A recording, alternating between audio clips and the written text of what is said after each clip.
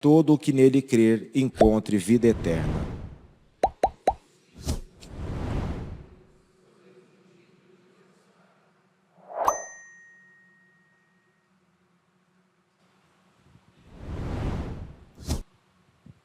O Senhor esteja convosco. Proclamação do Evangelho de Jesus Cristo, segundo Mateus. Naquele tempo, dirigindo-se Jesus aos chefes dos saduceus e aos anciãos do povo, disse-lhes: escutai esta outra parábola.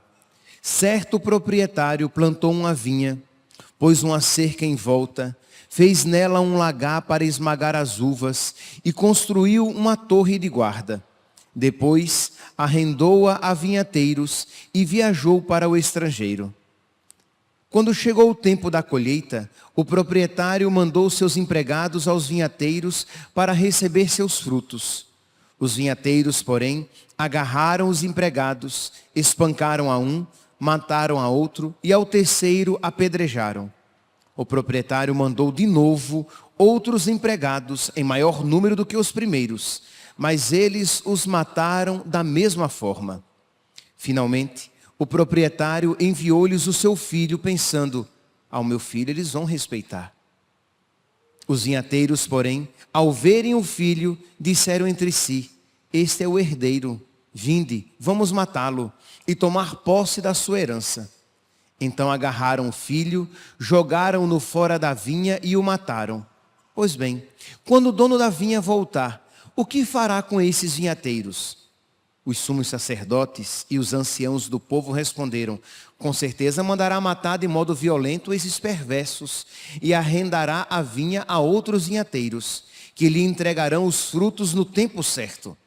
Então Jesus lhes disse: vós nunca lestes nas Escrituras: a pedra que os pedreiros rejeitaram tornou-se a pedra angular. Isso foi feito pelo Senhor e é maravilhoso aos nossos olhos?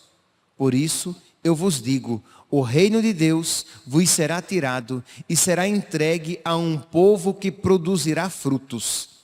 Os sumos sacerdotes e fariseus ouviram as parábolas de Jesus e compreenderam que estava falando deles.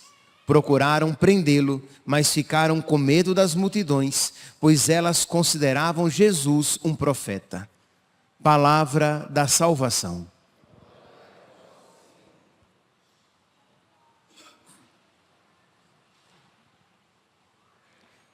Caríssimos irmãos e irmãs, no Evangelho de hoje, Jesus fala a respeito de si mesmo aos sumos sacerdotes, aos doutores da lei. Jesus mostra o que vai acontecer com ele. Jesus, usando aqui de uma imagem, diz que um senhor, um proprietário plantou uma vinha e confiou, cuidou daquela vinha, deu-lhes tudo que era, deu à vinha, construiu nela tudo que era necessário para que ela existisse como tal e confiou a vinhateiros para que estes produzissem frutos no tempo certo. E quando chegou o tempo da colheita, enviou. Diz aqui no versículo 34, o proprietário enviou seus empregados aos vinhateiros para receber seus frutos. E qual foi a atitude dos vinhateiros? Mataram esses empregados. O dono, o proprietário, mandou outros em maior número, eles fizeram a mesma coisa. Por fim, o proprietário mandou o seu próprio filho, e eles disseram: vamos matar o filho e tomar posse desta vinha. Meus irmãos, esta, não poucas vezes, é a nossa atitude. Isto é, nós não queremos prestar contas da vinha. O que é a vinha? É a nossa alma, é o nosso corpo, é a nossa vida. Nós não queremos prestar contas desta vinha. Nós queremos ser donos do nosso nariz. E o que é que nós fazemos então? Nós matamos o próprio Deus, porque não queremos prestar contas da vinha que o Senhor nos confiou. Naquele contexto em que Jesus contava esta parábola para os doutores da lei, para os sacerdotes, diz que eles perceberam que Jesus estava falando a respeito deles. E eles queriam prender Jesus. Agora, mais à frente, eles vão querer matar Jesus. Por quê? Porque não podem suportar a figura de Jesus que lhes aponta os erros e os chama à conversão. Meus irmãos, repito, no tempo da Quaresma nós somos mais do que nunca chamados a combater esta inclinação que existe no nosso coração de rebeldia, de não querer mudar de vida, de não querer produzir bons frutos, de não querer dar contas, prestar contas da nossa vida. Queremos ser donos absolutos de nós mesmos. E quando damos largas a essa atitude, de alguma maneira, mais uma vez, nós matamos nosso Senhor no nosso coração. Nós ofendemos nosso Senhor com os nossos pecados. Quando nós vivemos a Quaresma, precisamos ter em mente de que nos diz respeito em tudo. Isto é, quando nós olhamos para Jesus Cristo crucificado, morto numa cruz, devemos recordar: foi por causa de mim. Foram os meus pecados que causaram isso. Jesus morreu por causa dos meus pecados. Jesus morreu por causa dos nossos pecados.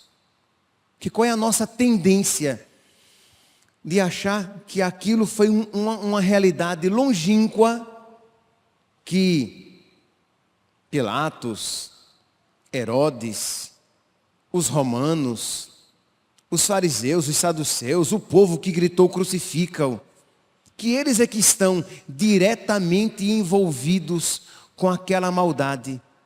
Mas, e de alguma maneira nós nos isentamos. Mas nós estamos, meus irmãos, envolvidos até o pescoço, ou melhor, até o último fio de cabelo das nossas cabeças. Foi por causa dos nossos pecados. Foi por causa dos nossos pecados, no sentido de que, para me salvar, para me purificar dos meus pecados, em meu favor, Ele morreu. Quando Ele dizia: Pai, perdoa-lhes, eles não sabem o que fazem, Jesus pensava também em mim. Não era apenas aqueles que ali estavam. Mas foi também por causa dos nossos pecados que Jesus morreu, no sentido de que foram os nossos pecados que mataram Jesus. Foram os meus pecados. Isto é, existe aí uma causalidade material. Eu, com os meus pecados, eu matei o Deus da vida. Então, Ele morreu por mim, por causa de mim, para me salvar. E Ele morreu por causa de mim, por causa dos meus pecados que lhe causaram a morte. De modo que nós não podemos entrar então na Quaresma com essa indiferença, com essa distância. Mas precisamos entrar neste tempo da Quaresma e dizer: Jesus, o Senhor morreu por causa dos meus pecados.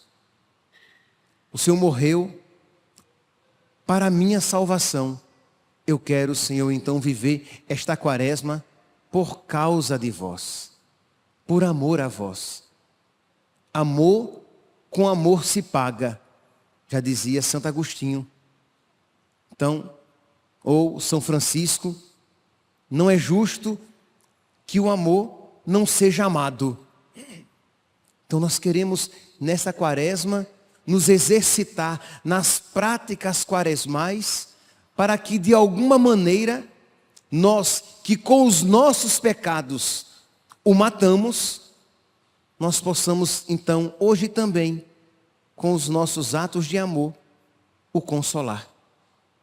Para que nós, de alguma maneira, sejamos como que Verônica, enxugando o seu rosto, para que o nosso amor, de alguma maneira, console nosso Senhor.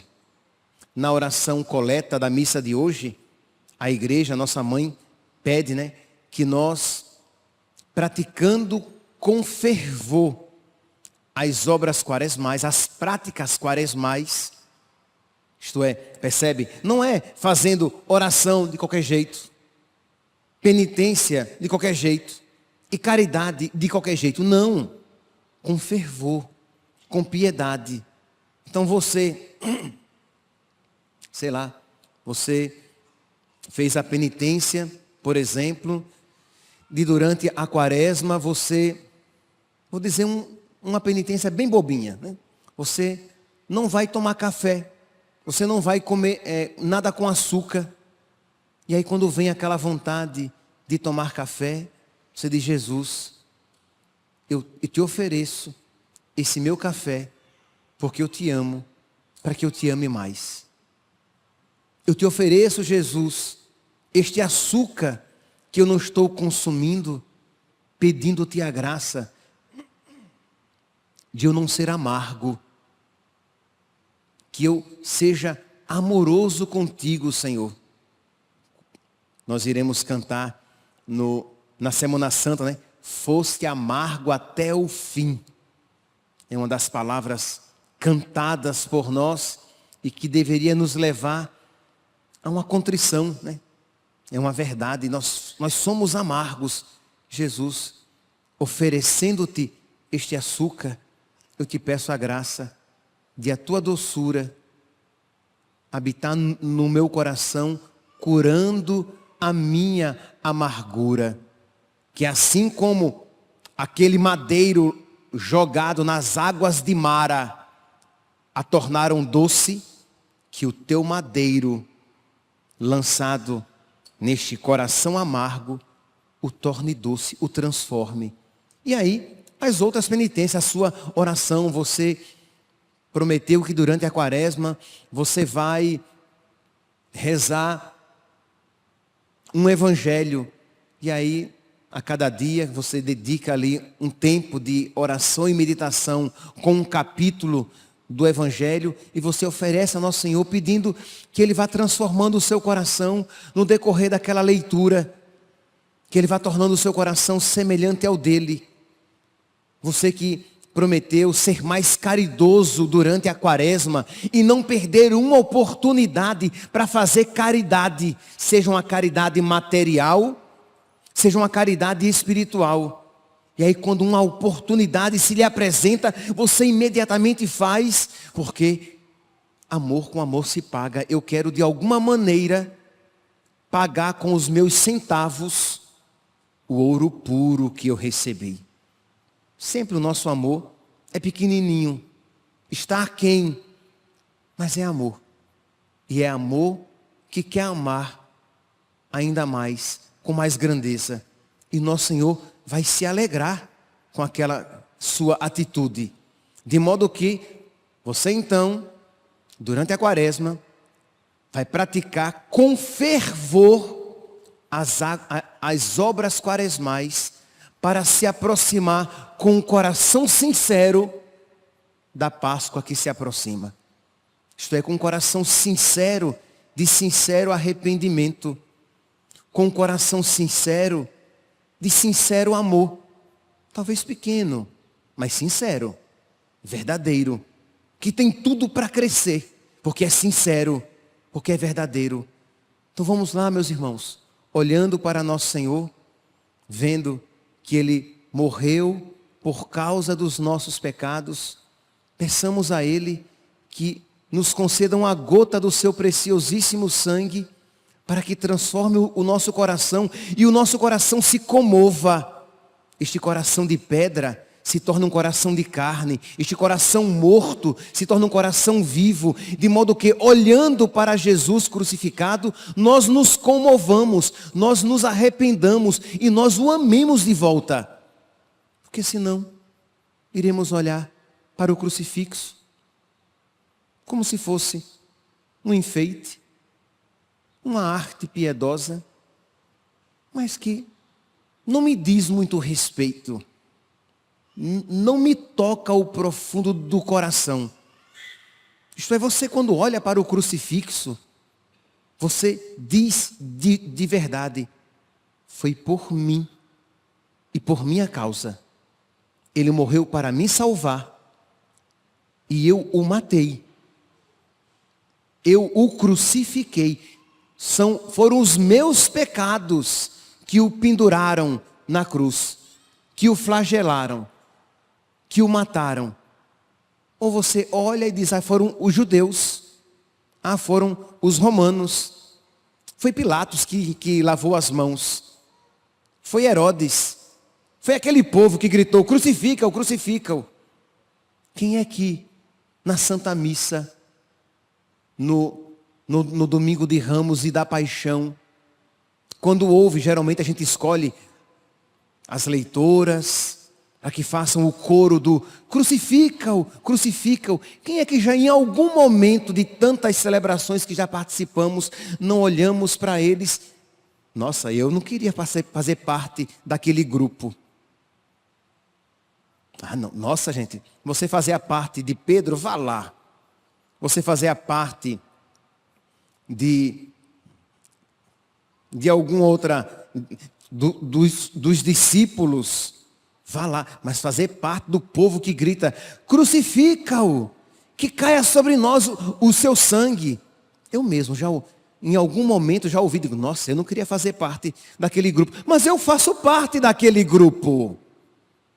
Eu estou bonitinho lá como Jesus, mas eu faço parte daquele grupo que grita, crucifica-o, que o seu sangue caia sobre mim. As palavras mais tristes da narração da paixão pertencem a mim, por causa dos meus pecados. E qual é a minha tendência? Foram eles, não tenho nada a ver com isso, eu sou bonitinho. Precisamos, meus irmãos, pedir a nosso Senhor que, praticando com piedade e com fervor as obras quaresmais, Ele nos conceda um coração sincero, para que nós dele nos aproximemos, para que nos aproximemos da Páscoa com este coração sincero de arrependimento, sincero de amor a nosso Senhor. Louvado seja nosso Senhor Jesus Cristo, para sempre seja louvado.